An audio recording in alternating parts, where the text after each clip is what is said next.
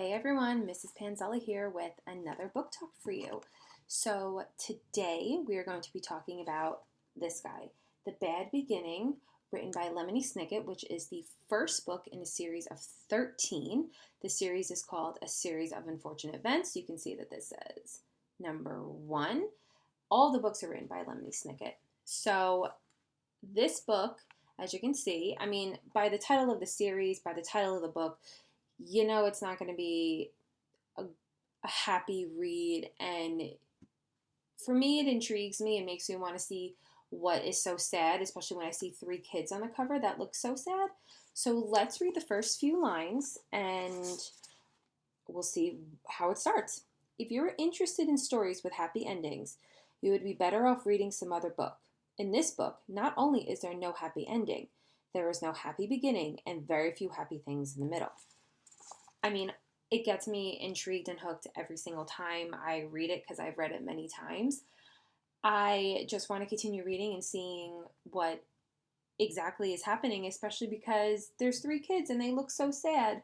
So these 3 kids are the Baudelaire children or the Baudelaire orphans. They become orphans when their parents die in a house fire.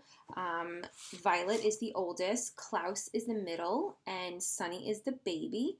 So they are sent to live with a distant relative named Count Olaf. And the family banker brings them there because he's, in charge of the family's assets. And when they first get to Count Olaf's house, they're kind of taken aback because it's dark and creepy and doesn't seem very welcoming and very inviting. And then when Count Olaf comes out, they're even more taken aback, more creeped out. He's just tall, scraggly, doesn't seem very nice, doesn't smile much. And the children are set to live with him. So throughout the story, the children realize why Count Olaf invited them to stay there. He knows that the children are set to inherit a fortune, and Count Olaf wants to get his hands on it.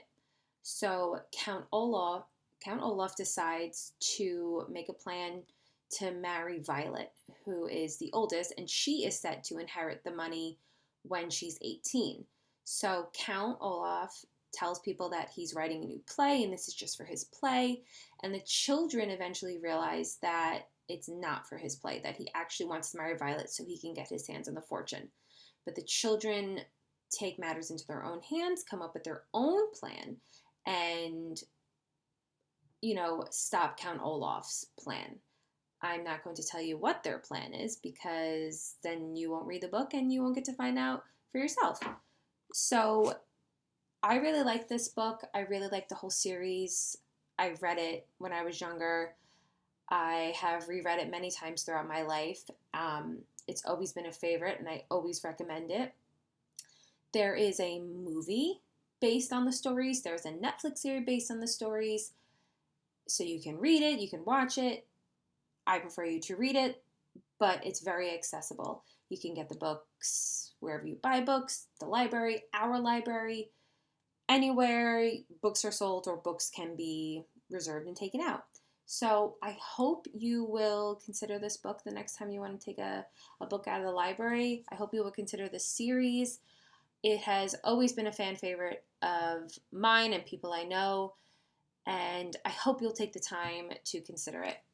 So that is it for today. I hope that, you just take it into consideration.